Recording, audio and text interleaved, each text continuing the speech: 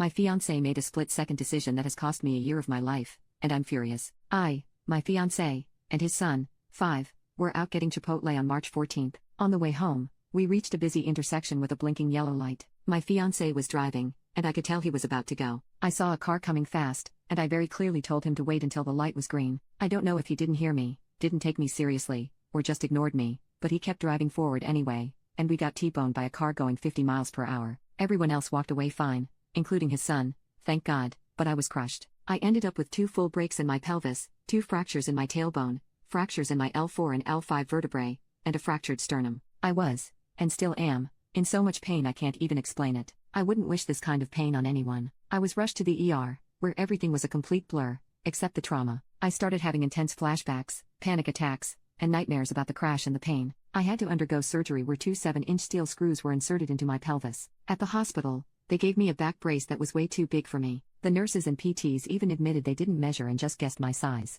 Even when we told them it was too big, they didn't do anything about it. And despite this, they expected me to stand up and move around wearing it. That brace did nothing for support. Moving in it felt like my spine and pelvis were being ripped apart. The pain I was in trying to follow their orders to stand and walk was inhumane. All I remember from those days is pain, frustration, fear, and this overwhelming sense of helplessness. After about a week, I was transferred to a physical rehabilitation center. I didn't want to eat. I didn't want to bathe. I didn't want to move. I was so depressed and in so much pain that even thinking about shifting in bed made me cry. I had to depend on strangers for the most basic things, going to the bathroom, bathing, even feeding myself. As someone who's always been independent, it was utterly humiliating and devastating. I'm home now, but my recovery is far from over. Doctors and physical therapists all told me the same thing: you have the second worst kind of break anyone can experience. You'll need at least a year to recover, if not longer. You can't put weight on your right leg for 3 months. No bending, no twisting, and even after the 3 months, it'll be a very slow process. And that's the part that's eating me alive. Because before this,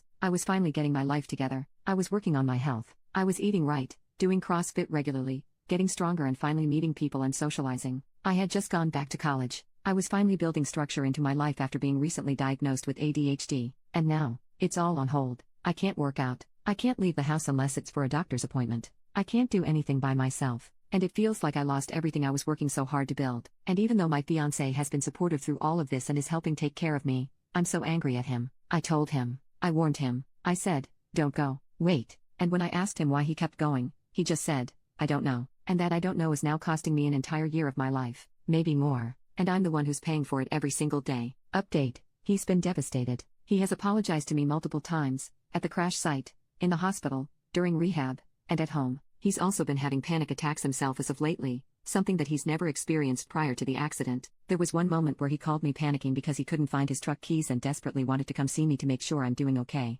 My mom had to drive over to calm him down and help. With the I don't know reply that he had given me a week earlier, I will admit that he may have been still experiencing shock or trauma in his mind. Seemed to have been drawing a blank when I had asked him, because I asked him the same question again today: why didn't you stop when I told you to? He told me he thought the gap between us and the oncoming car was big enough to make it, but he didn't realize how close it actually was. He also said he didn't hear me say stop until it was too late, at which point, we were already hit. I told him I said it much earlier, and he admitted he just didn't hear me. He feels horrible. He's told me that every time he approaches a yellow light while driving now, he reminds himself of what happened and how stupid he feels for not being more careful that night. I'm not excusing what happened. It was traumatic, but I do believe he's learning from it and taking accountability for everything as best as he can. I'm just the angry, bitter one that is needing to work through my emotions and grief that I'm experiencing because of the accident. I've resumed individual therapy, weekly now instead of monthly, and I had my first session since the accident as of yesterday, and my fiancé and I will be attending couples counseling together. Yes, I plan on staying with him.